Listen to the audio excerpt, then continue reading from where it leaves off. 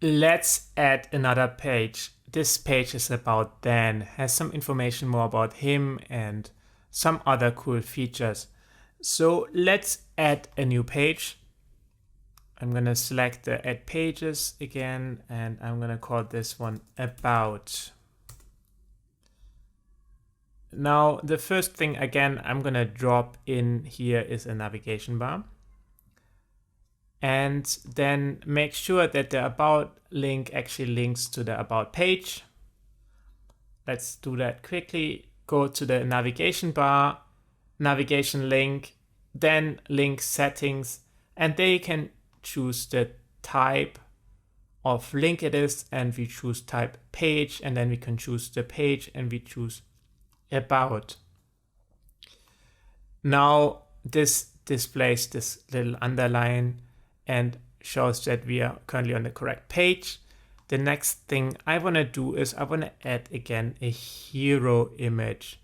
And I liked the hero image we added to the contact section. So let's try to reuse this one. Let's see what contact page hero image. And we can change the class name maybe quickly to just page hero image, since this is now appearing on several pages, but otherwise it's exactly the same hero image and we don't have to redesign everything again. Now it would be cool if we could again display an image of Dan on the left hand side and some text on the right hand side. And traditionally, we have made use of Flexbox in order to create two columns. However, there is a different way in which we can do it, and I'm going to introduce you to this one now. Both ways work perfectly fine, and you can use the Flex way. I just want you to show a different way, and you can then try to figure out which one you find easier to understand and better to use. Generally, I prefer the Flex way because it allows us some more flexibility in styling.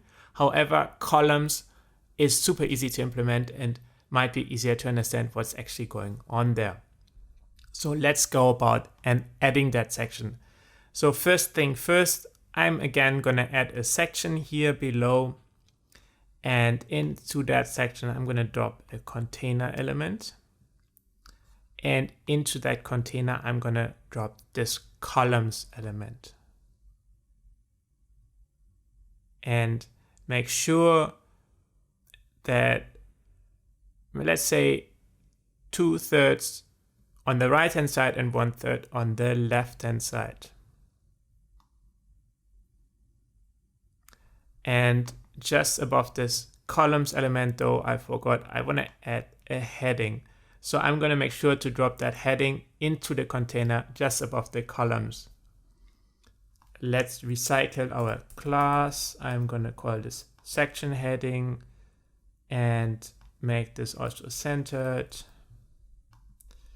and give this some text. Then I'm going to give this whole section a class and create some spacing here.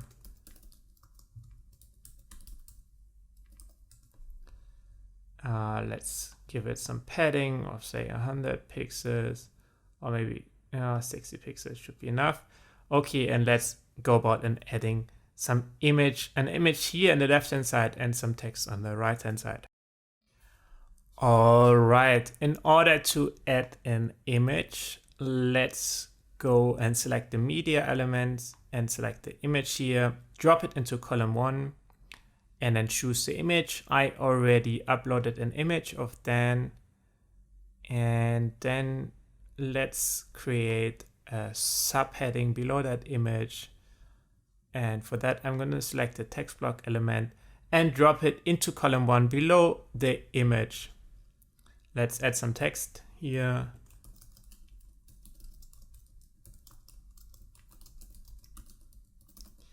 And since this is a subheading for an image,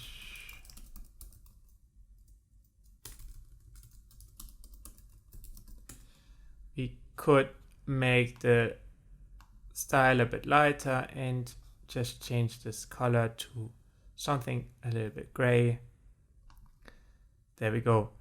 I just am going to give this a padding of 100 so we have some space at the bottom, and there we go. This is looking already okay.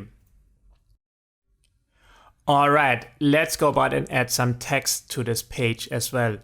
So all I'm gonna do this time is gonna take some paragraph elements and copy paste them. I'm not gonna write this text out this time. It's just for design purposes here. And now let's quickly add the standard symbols to our page. Make sure that we drop that into the body and a footer below. And it would be cool if we can display these social media links or social media logos above here as well, since this is a text about Dan and he wants to make sure that people find his social media. We should display them here as well. So let's add a small part about social media. So let's add a heading in here.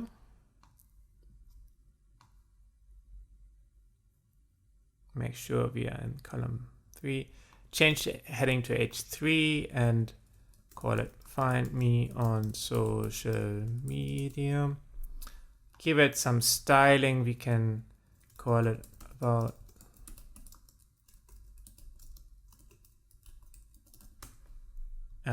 make sure it's centered. We could give it some more margin at the top. Let's increase this to 40 and some more margin at the bottom. Let's also give it some margin at the bottom. And now if you want to take the social media links, all we have to do is really, we can just copy paste them in. We don't have to redesign them. There we go. Now let's preview everything. And this looks already pretty good. What we could do is we could increase the spacing here a bit and cut it off here a bit, just to push it in a bit more. And let's quickly do that. And in order to do this, we can apply some styling to this column. So we call it about text column and increase the padding to, let's say, 40 and